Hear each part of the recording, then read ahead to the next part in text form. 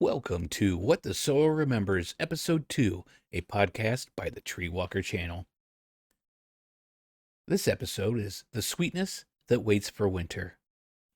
There was a time when sweetness didn't come from far away. It didn't arrive dried, crystallized, or refined. It didn't require ships, or plantations, or even conquest.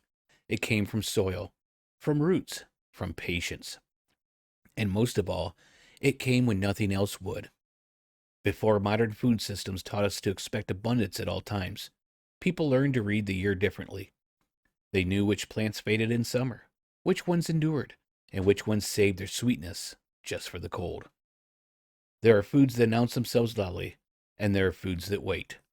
Skirret is one of these foods that likes to wait.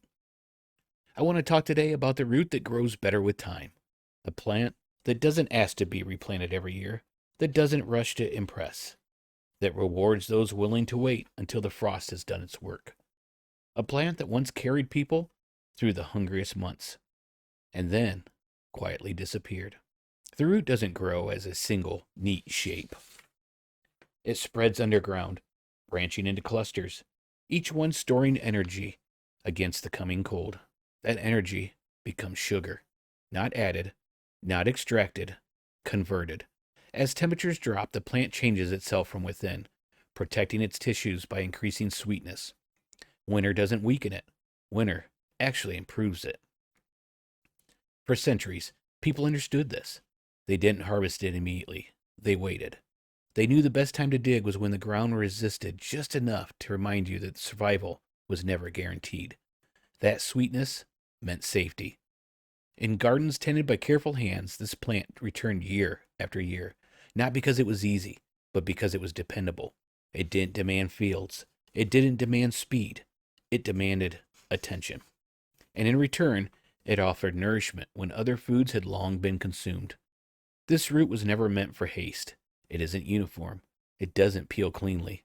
It doesn't conform to a single shape or size.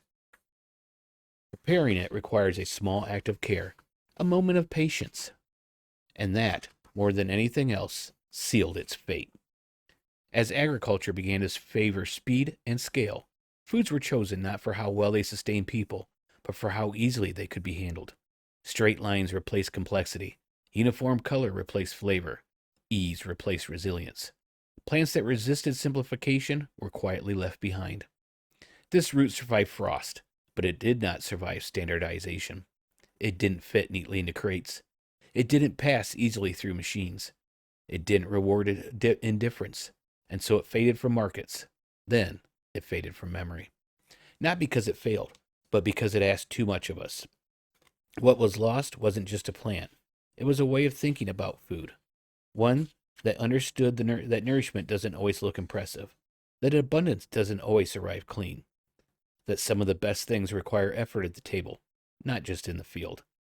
Today, we eat sweetness year-round, disconnected from season or signal.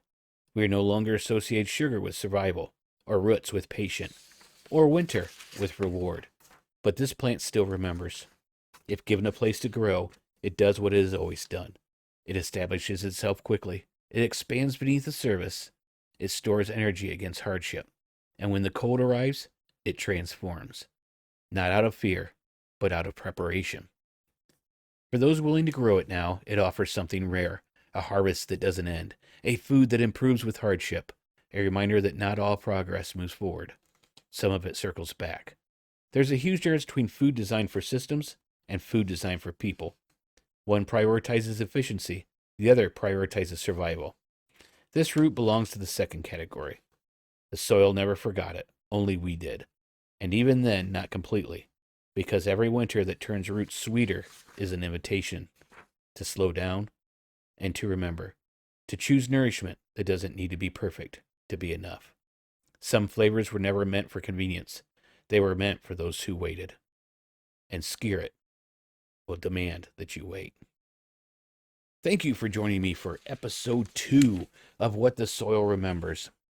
If you liked it, please give it a like. And if you'd like to see more of it, please give it a subscribe. It will also be available shortly on everywhere where you get podcasts. It's going to be on YouTube, guaranteed, and then slowly I'll try to get it out to all the podcast players. All right. Thanks for joining me, and I hope to see you on the next one.